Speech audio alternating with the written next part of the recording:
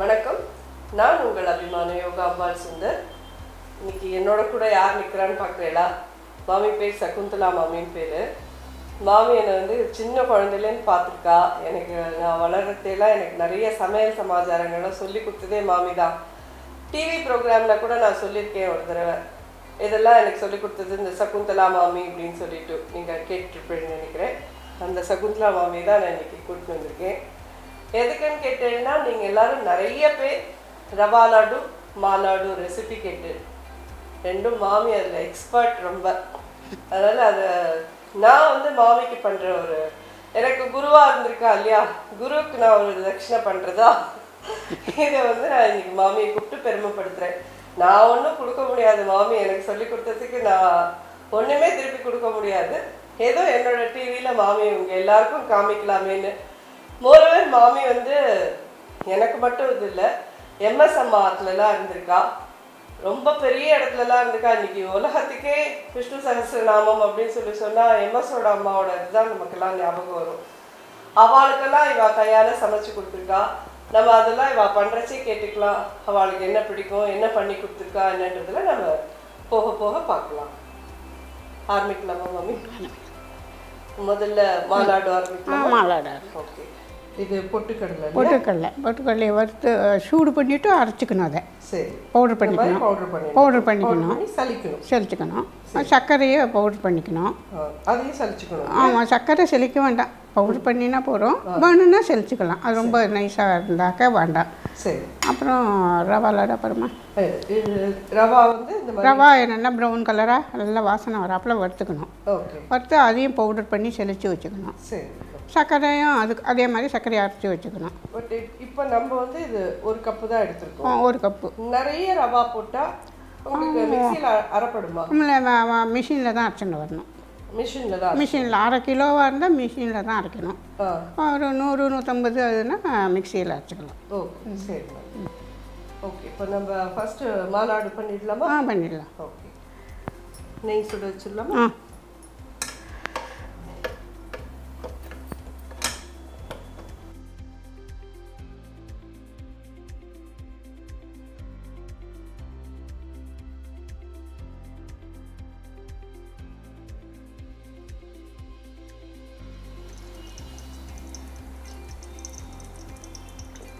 Melt ஆனதுக்கப்புறமா இதில் விட்டுட்டு கொஞ்சம் நல்ல சூடாக பண்ணி விடணும். அதுக்கு அதனால் இவ்வளவும் சூடு வர வேண்டாம், நல்லா வாசனை வந்துடும். அடுத்து அந்த ஒரு அப்படி சொல்லலாம். உருகினோடனே இதில் எடுத்து விட்டுடுவோம். இதுக்கு தேவையான தொண்டி வச்சுட்டு அதில் விட்டுட்டு முந்திரி பருப்பு வறுத்து போட்டு ஏலக்காய் பொடியை போட்டு. பட் இது ரொம்ப சிம்பிள் டிஷ் இல்லையா? ஆமாம், ரொம்ப சிம்பிள் தான். இது நம்ம டிஃபனுக்கும் ஆற்றுல பண்ணிக்கலாம். திடீர்னு வேணும்னா ஒரு 100 கிராம் வறுத்து இது மாதிரி பவுட்ரு பண்ணி குழந்தைகளுக்கு அவசரம் பண்ணி கொடுக்கலாம். தீபாவளி ஸ்வீட்டுன்னா இந்த மாதிரி மாலாடு, ரவா லாடு எல்லாம் பண்ணலாம். அதான் மாலாடு பாலக்காட்காரா, திருநெல்வேலிக்காரா? ஆமாம், மெயின். ஆமாம், மாலாடு தான். கல்யாணம்னாலே அவளுக்கு இதான் வைக்கணும். பெரிய பெரிய கல்யாணத்துலாம் இவ்வளோ பெரிய உருண்டையெல்லாம் வைப்பாவா. அது ரொம்ப அவளுக்கு ரொம்ப ஃபேமஸ்.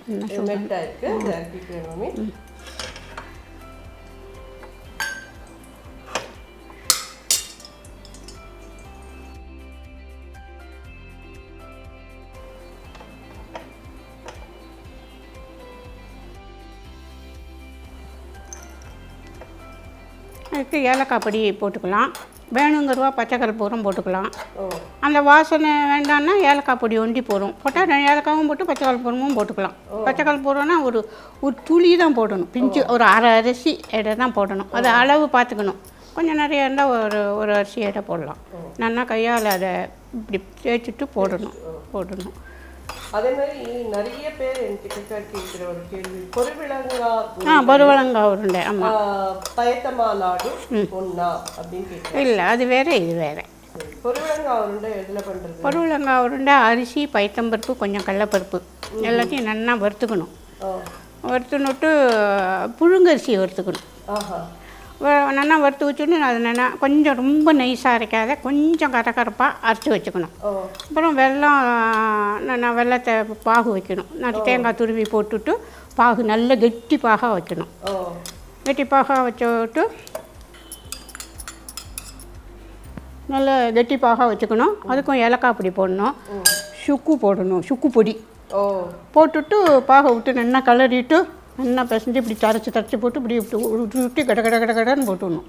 போட்டால் தான் அது அப்புறம் அதுவாக உருண்டி ஆகிடும். அப்புறம் எடுத்து கொஞ்சம் யூனிஃபார்மாக பிடிச்சிப்போம்.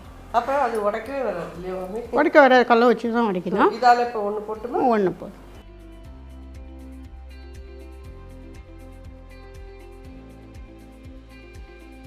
இதுக்கு சக்கரை மாமி? சக்கரை ஒரு 3/4 போடும்.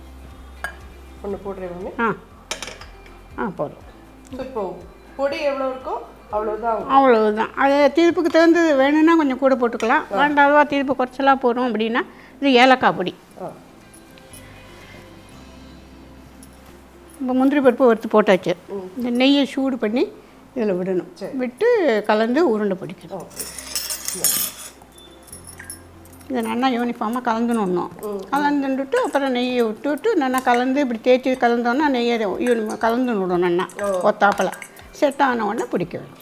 எப்போவுமே பண்ணி கொடுக்கலாம், அது ரொம்ப நல்லது. குழந்தைகளுக்கெல்லாம் ரொம்ப இது பண்ணி கொடுத்தா. பாதாம் பருப்பு. ஆமாம் கரெக்டு. உடம்பு போடாத நல்லா அதுவாகும். ஆமாம் வெயிட்டு பிடிக்கும், நல்ல ஒரு இது இருக்கும், எனர்ஜியும் இருக்கும். நல்லா இப்படி இந்த சூடாக நல்ல சூடு வச்சு நெய்யை விட்டு இது மாதிரி கலந்துக்கணும்னா கலந்து அவளுக்கு சைஸுக்கு தகுந்தாப்பில் பிடிச்சிக்கலாம். அதை குழந்தைகளுக்கெல்லாம் சின்னதாக பிடிச்சி கொடுத்தாக்க 1க்கு 2 சாப்பிடும். நம்ம பெரியவாளும் அப்படியே எடுத்து வாயில் போட்டுக்கலாம், உடச்சிலாம் சாப்பிட வேண்டாம், கையெல்லாம் அழுக்காகாது. இப்போ இது சில பேருக்கு மாவு உதிரியாகவே இருக்குது, எங்களுக்கு பிடிக்க வரல. பிடிக்க வராமல் அது ரவா உருண்டை தான் பண்ணுவோம். இது பண்ணாது. அதை பாலை தெளிச்சுக்கலாம் கொஞ்சம். ஒரு பால் எந்தோ சம்திங் பாலை விட்டுக்கலாம். வந்து நல்ல சூடாக இருக்கும். சில பேருக்கு கை சூடு தாங்காது. ஆனாலும் தாங்கிறவ கொஞ்சம் ரொம்ப ஆறக்கூடாது, நமக்கு ஆறாது. ரொம்ப ஈஸி இது. இப்போ முந்தி இல்லைன்னா கடலைப்பருப்பை வறுத்து அரைச்சி எல்லாம் பண்ணணும். இப்போ இந்த பொட்டுக்கடலையிலேயே நம்ம பண்ணிடுறோம். ரொம்ப ஈஸியாகிடுறது. பண்ணுறதும் ஈஸி, உடம்புக்கும் நல்லது. நெய்யை உண்டி கொஞ்சம் தாராளமாக விட்டால் பிடிக்கிறதுக்கு நல்லா வரும், நமக்கு புறையறாது திங்கிறத. எனக்கு எல்லாம் சின்னதாகவே பண்ணி இது படுக்கும், அதனாலே சின்னதாகவே தான் பண்ணுவேன் நான்.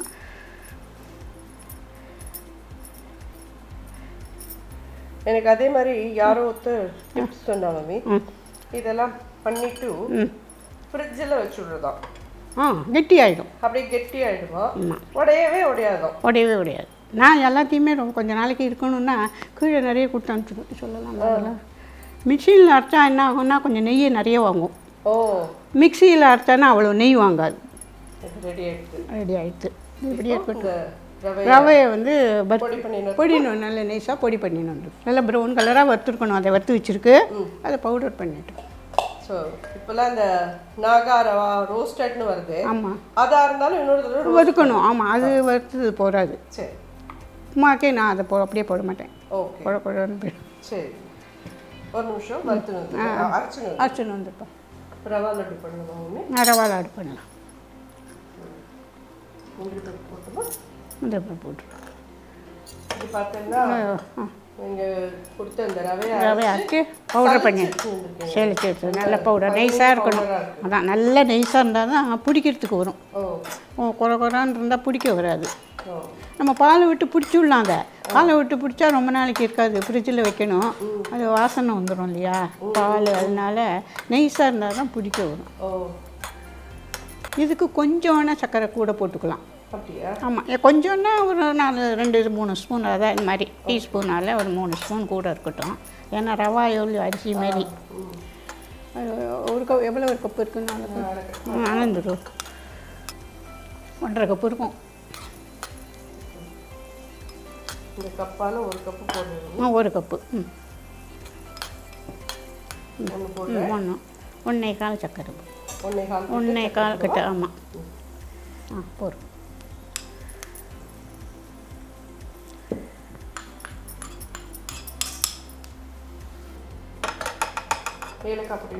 ஏலக்காய் பொடி போட்டுருக்கோம். இதுக்கும் அதே மாதிரி பச்சை கற்பூரம் வேணாலும் போட்டுக்கலாம்.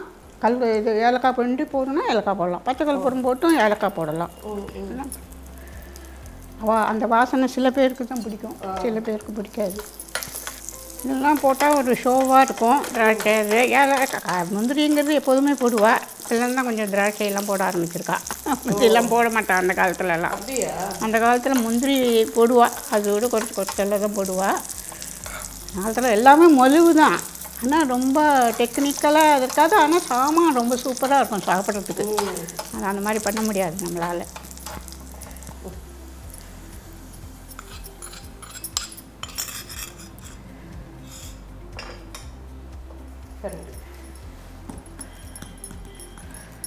நல்லா கலந்துட்டு நெய்யை விடணும். நெய்யை விட்டோன்னா அந்த சர்க்கரை வந்து கட்டி கட்டியாக போயிடும். அதாவது பாகு மாதிரி ஆகிடும், அது கடிப்படும். இது நல்லா கலந்துட்டு அப்புறம் அந்த சுடுற கொதிக்கிற நெய்யை இதில் விடணும். மாலாடுக்கு 1 கப்புக்கு 1 கப்பு சர்க்கரை போடும்.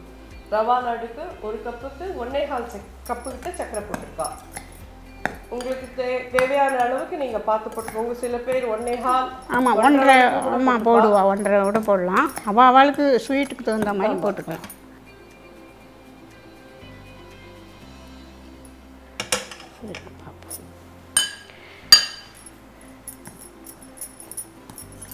இது கொஞ்சம் அந்த அதை விட மாலாடை விட ரவா லாடு கொஞ்சம் நெய் கூட வாங்கும். அப்படியா? ஆமாம், இழுத்துக்கும். அரிசி மாதிரி சொல்லி அது கோதுமை அந்த மாதிரி அது இழுத்துக்கும். நல்லா இதுக்கு வந்து அளவெல்லாம் சொல்ல முடியாது, இவ்வளோ ரவானா இவ்வளோ நெய் வேணும்னுலாம் சொல்லுங்க மம்மி. எம்எஸ் அம்மாத்துல எல்லாம் இருந்திருக்கு.